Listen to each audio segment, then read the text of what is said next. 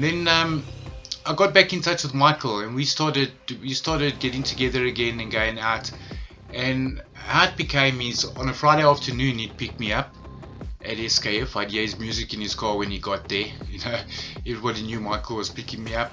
Fridays he'd pick me up, we'd stop at the bottle store, buy some beers, buy some brandy, and then head out to his place where we'd stay and drink and party again. This time most of the parties were at the house. We weren't really going to Truth much. We were still going, but it was more at the house. And then obviously the recreational drugs started again. I was back using that. Michael became a whole lot more lenient as I wasn't living with him anymore. So there were even times that he'd take me to buy the drugs that I needed, that I wanted. And there I started again with rocks and things. I started that. And so you can imagine, after not very long, things started to go bad once again.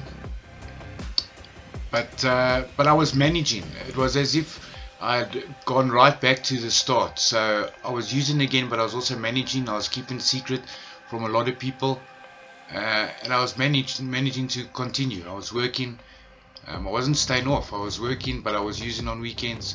But I was keeping things together, like any addict, thinking that it's okay, that I'd be able to handle this, that I'd be just fine now. I'm through the worst time, and now I can use and work, and things are just good. But it wouldn't stay that way. The one night after going to Truth, I met somebody. I met this woman, Liz, and we began a relationship. Wonderful woman. Also took me in with all my faults. She knew about a couple of things that had happened in my life, the heavy stories, you know, the loss net that I had. Who knows, maybe at the time I used it as a tool of manipulation, or you know, things like that. Like I said, a mind of an addict is otherwise, and we use the tools that we've got to survive. But yeah, we started seeing each other from the very first time. I mean, that morning after Truth, we had breakfast, her and a friend and myself and Michael, and exchanged numbers. And then from there, I think the very next weekend we were getting together. I mean, I went through to her place and we started seeing each other. She came through to Michael's place a couple of times, and then yeah, this is how it was. This carried on for a while. I was working at SKF for Friday nights. I'd go through to her, or she'd come through to Michael, and this relationship began. Eventually it got quite serious, so we decided I'd move in with her. The travelling wasn't working all the time, so I'd move in with her. She did stay in Pretoria, so it was a bit of a travel, but we made it work. She allowed me to use her car to get to work and home. But with this also came the freedom of me being able to just do the things that I wanted to do again. And obviously I started using more. I started doing crack after work quickly, and then going home, obviously going home with drugs that she would never know about, using in the bathroom, and my whole personality changing, you know, becoming somebody that she really didn't know. You know, it was, this time in my life was a crazy time, because there was hope and there was fear and there was still addiction, but things seemed to be on track. I seemed to be doing alright. You know, eventually I applied for a transfer to the Pretoria branch of SKF, which I did get. You know, and when I got the transfer and I started working at Pretoria branch, I stopped using. I was clean for a couple of months and I was doing well at Pretoria. You know, things were really looking up. I thought, finally I've made my way through. And then, you know, the devil, as he is, he sees when you're doing well. The devil never attacks the weak, he attacks the strong. And he saw that I was doing well and sent a messenger, let me say that, sent a messenger to me to invite me back into this darkness. And this guy came into the shop at SKF, a little street hawker, or whatever you call them, street vendor, that sells, you know, they were selling DVDs at the time, and he came into the shop to sell, and obviously nobody wanted. And as he walked out, that part of me, that darkness that was still in me, I don't know what happened, and I don't know how I snapped, but as he walked out, I made my way after him and caught him outside the shop. And outside the shop, for some reason, I asked him, does he know where I can get rocks? Does he know where I can get crack cocaine? This came out of the blue. Things were well. I was doing well, because I had moved to Pretoria and I had been staying clean and I never knew where to get stuff. I was doing okay. And then I go and ask him this, and he tells me yes he does, and I arrange with him, and that was the beginning of my full-time using again. Then it would be buying drugs every morning, buying drugs every afternoon, using all the time, keeping it secret, not being myself at work. This was again darkness taking over, just filling up everything around me. The relationship changed. It became bitter. You could feel there was no more love. Everything, we were always on edge. Things were not the same, and things got so bad. I was eventually pawning weed eaters and things from the home, or stealing small things that I thought wouldn't be missed. Eventually, I was even manipulating the bank statements to say that I had debit orders going through from previous things I had bought before I met her. So I was manipulating the statements to show this, and then taking that money to go and use. I know what you must be thinking. It's totally disgusting, but again, it's the mind of an addict, and welcome to it. It's absolutely disgusting, man. And so this carried on for a while until obviously she had too much. She couldn't take it anymore. Before that, actually long before that, I was about to skip over a couple of things. But what happened is, over December one year, I had the keys for SKF. I had locked up, so I had the keys for the business.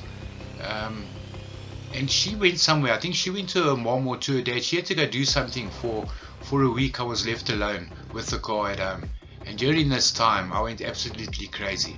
I sold so many things, and I was using every day. I had a Truworths account that I went, and I think the one day I bought it must have been about 6 cell phones that I gave to this drug dealer just for drugs. I ordered a cell phone through Cell C online.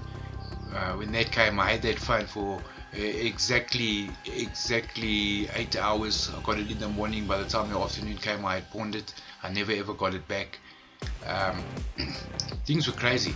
I was going absolutely crazy.